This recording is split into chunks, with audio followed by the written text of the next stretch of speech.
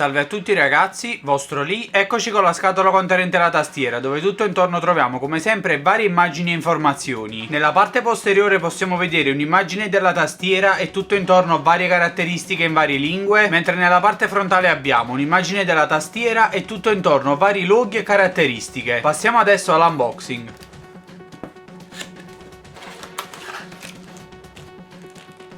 All'interno abbiamo poggiapolsi,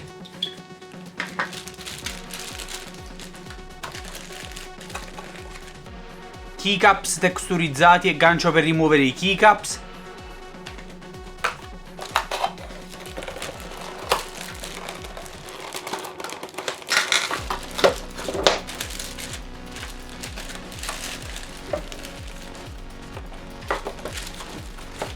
libretto con istruzioni e garanzia,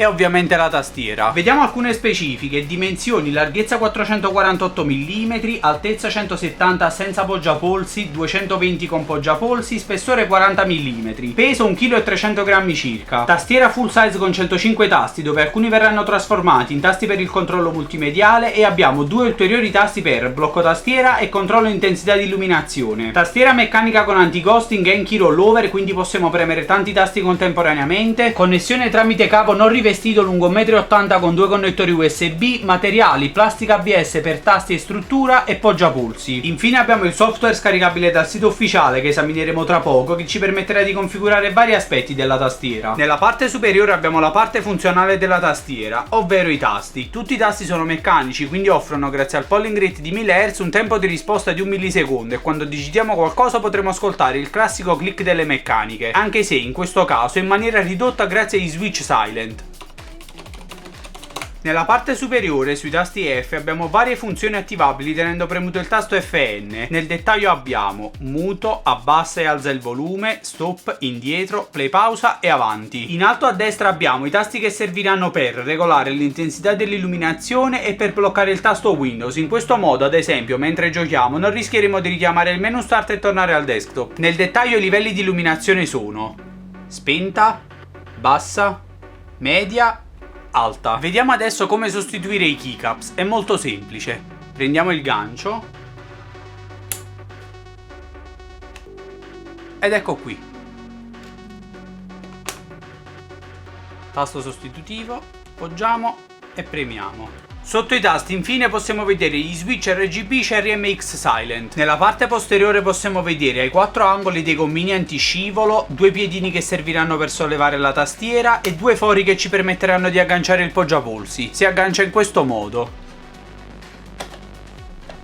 Nella parte posteriore possiamo vedere il cavo di collegamento non rivestito con due connettori USB, uno per collegare la tastiera ed uno che fungerà da pass-through per la porta USB nella parte posteriore. Infine da questa inquadratura laterale possiamo vedere l'altezza dei tasti dal corpo della tastiera, la loro posizione curva per migliorarne il comfort ed i LED laterali. Il software scaricabile dal sito ufficiale ci permetterà di configurare tantissimi aspetti della tastiera come macro, profili, mod, cambiare tipologia di illuminazione, associare ad ogni tasto della tastiera una funzione diversa eccetera. Potremo infatti configurare quasi ogni tasto come se fosse un altro, ad esempio impostare che la barra spaziatrice quando premuta non vada a scrivere lo spazio ma la lettera L, oppure lanciare applicazioni o macro, dedicare dei tasti al controllo multimediale oltre quelli già presenti e così via. Una nota sui profili: in questo software i profili non funzionano come i prodotti ai quali siamo abituati. Qui infatti all'interno dei profili possono essere salvate svariate mod. Diciamo quindi che i profili sono più dei raccoglitori di mod, dove le mod racchiudono le impostazioni di colore, configurazione tasti eccetera. Analizziamo un po' più a fondo il software. Possiamo regolare praticamente qualsiasi cosa, dalla funzione dei tasti, creare macro, azioni, regolare l'intensità dell'illuminazione, aggiornare il firmware, modificare a nostro piacimento il pattern di illuminazione eccetera. Per quanto riguarda l'illuminazione, punto forte della tastiera, questa riprende quella della K70 e 95. Esistono inoltre varie tipologie di illuminazione che troviamo di default nel software, che lascio qui in background. Inoltre potremo creare da noi i nostri effetti e pattern di illuminazione utilizzando 4 categorie categorie: continua, c'è un colore fisso in varie intensità senza però passare gradualmente dall'uno all'altro; gradiente, e cioè far passare il colore gradualmente dall'uno all'altro; ondulazione, e cioè un tipo di illuminazione che va applicato a gruppi di tasti che riprodurrà l'effetto a partire dal centro del gruppo; ed onda, simile all'ondulazione ma con l'inizio dell'effetto che può essere fatto partire da dove vogliamo a 360 gradi. Possiamo ad esempio farlo partire da sotto per arrivare a sopra o da un angolo all'altro e così via. Inoltre, come da tradizione ormai sul forum Corsair si possono trovare effetti di ogni tipo. Ve ne lascio qui qualcuno e ringrazio i creatori di questi effetti. Vi lascio la pagina di download giù nei commenti. In definitiva il software è molto valido, completo sotto ogni aspetto, sia funzionale che estetico. Per creare quegli effetti probabilmente ci perderete la testa, soprattutto per quelli più complicati, ma è come detto un software completo sotto ogni aspetto, dove i limiti di personalizzazione sono imposti solo da voi. Cosa possiamo dire di questa tastiera? Grazie al polling rate di 1000 Hz e al tempo di risposta di un millisecondo risulta ovviamente perfetta per giocare. Esteticamente la tastiera è molto gradevole, grazie soprattutto alla componente RGB. Per quanto riguarda il comfort si è rivelata piuttosto comoda, molto comodo il poggiapolsi, che però presenta un fastidioso difetto che esamineremo tra poco. Il software, come già detto precedentemente, offre una grande personalizzazione alla tastiera. È il software QE di Corsair, credo che ormai le mie spiegazioni possano bastare e che abbiate capito di che qualità parliamo. Gli switch silent, sì, sono più silenziosi, anche se relativamente a cosa si intende per silenzio. Sono comodi da usare, quando si preme su un tasto il fondo corsa appare leggermente morbido. Difficile spiegarne il feeling, ma mi ci sono trovato molto bene onestamente. Veniamo adesso ai difetti. Iniziamo dal poggiapolsi. Si spella, come spero riuscite a vedere dal video, letteralmente inizia a perdere pezzettini del materiale di rivestimento. Molto comodo come detto, ma non mi sarei mai aspettato che si potesse spellare. Gli altri difetti riguardano fondamentalmente la qualità per il prezzo che paghiamo. Come per la precedente Strafe, la tastiera funziona perfettamente, dal lato funzionale eccellente, ma i materiali, non c'è l'alluminio, la rotellina per il volume, i tasti multimediali dedicati. E dove sono i materiali della K70? Parliamo di una tastiera che costa praticamente quanto una K70 RGB, che però dal lato dei materiali è ovviamente vari gradini in basso, a partire dal poggiapolsi stesso che si spella fino alla parte superiore destra, che nella K70 presentava una sezione completamente dedicata al controllo multimediale, illuminazione eccetera. Qui abbiamo solo il blocco tasto Windows e regolazione dell'illuminazione. Insomma, come per la prima Strafe, funziona egregiamente. Se la comprerete non rimarrete delusi in alcun modo dal lato funzionale e prestazionale, ma nuovamente come per la prima Strafe c'è la K70 RGB che è fatta letteralmente di ben altra pasta. In definitiva dunque parliamo di una buona tastiera, molto bella esteticamente grazie ai LED, grande personalizzazione sia software che hardware e poggiapolsi molto comodo. Peccato per i materiali e per il prezzo che non reggono il confronto con la K70 prodotta sempre da Corsair. Bene ragazzi, l'unboxing della tastiera finisce qui, la potete trovare online ad un prezzo di circa 170 euro. Vorrei inoltre ringraziare Corsair per l'omaggio, trovate il link al sito e alla pagina Facebook giù in descrizione. Mi raccomando, dateci un'occhiata e se volete lasciate un bel mi piace. Se il video vi è piaciuto mi raccomando lasciate un bel mi piace e se volete condividetelo, aggiungetelo ai preferiti e iscrivetevi. Vorrei inoltre ricordare che sul mio canale YouTube Easy Long potete trovare molti altri video tutorial, consigli utili sul mondo dell'informatica, unboxing, gameplay commentati e vlog. Mi raccomando, seguitemi anche su Google+, Facebook e Twitter, trovate il link giù in descrizione. Noi ci becchiamo in un prossimo video.